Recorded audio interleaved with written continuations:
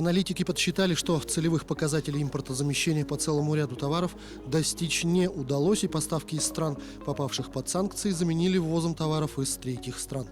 За 8 лет с момента принятия стратегии импортозамещения в условиях действующего запрета на ввоз определенной продукции России не удалось достичь плановых показателей, следует из исследования Национального рейтингового агентства. В августе 2014 года было введено эмбарго на ввоз в страну определенных категорий товаров из стран Запада, как ответ на западные санкции. Выпадающий объем продукции планировалось заместить российскими товарами.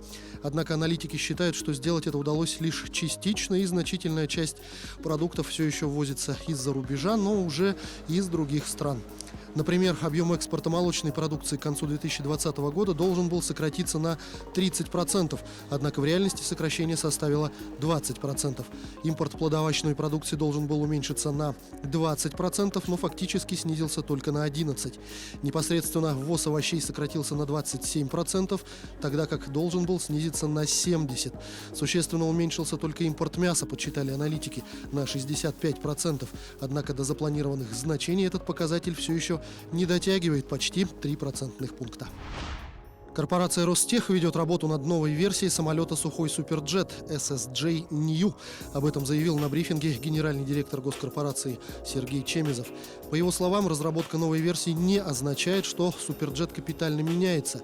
Речь идет о замене импортных комплектующих на отечественные. Это в том числе и двигатель, рассказал глава Ростеха. Он отметил, что в 2023 году планируется завершить сертификацию двигателя ПД-8 для этого самолета. После этого в 2024 году планируется выпускать уже новую версию самолета. Чемизов пояснил, что есть задача сделать самолет как можно более экономически выгодным. Наши комплектующие будут дешевле, чем импортные, и, соответственно, самолет будет дешевле.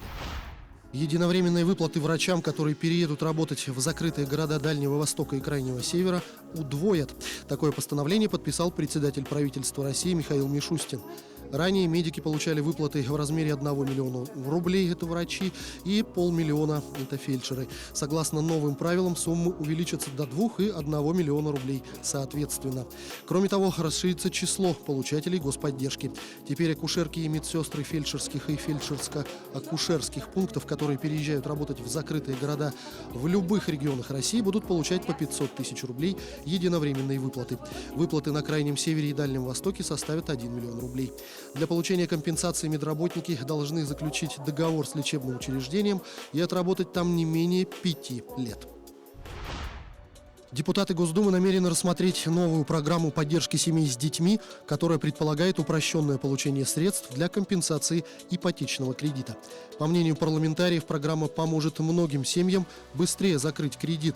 Соответствующий законопроект внесен в Госдуму. Уточняется, что речь идет о выплате семьям, в которых младший ребенок родился не раньше 2019 года. Им полагается вычет в 450 000 рублей ипотечного долга. Раньше погасить часть долга было проблематично, если родители брали заем на постройку частного дома или оформляли страховку. Теперь эти варианты приобретения жилья также смогут стать основанием для получения помощи, говорится в пояснительной записке к документу. Минимальный размер оплаты труда ни при каких обстоятельствах не сможет быть понижен. Такова одна из основных поправок, которая будет внесена в законопроект о новой методике расчета прожиточного минимума и минимального размера оплаты труда. Он уже принят Госдумой в первом чтении, и до 10 декабря Минтруд и другие ведомства должны предоставить поправку ко второму чтению. Их уже обсудили на рабочих группах Российской трехсторонней комиссии. Так, эта комиссия будет участвовать во всех этапах установления минимального размера оплаты труда и прожиточного минимума. МРОТ на следующий год ни при каких условиях не может быть ниже минимального размера оплаты труда текущего года. Кроме того, для целей сравнения сохраняется аналитический расчет прожиточного минимума по действующей потребительской корзине. Прожиточный минимум теперь будет определяться не по потребительской корзине, а по медианному доходу.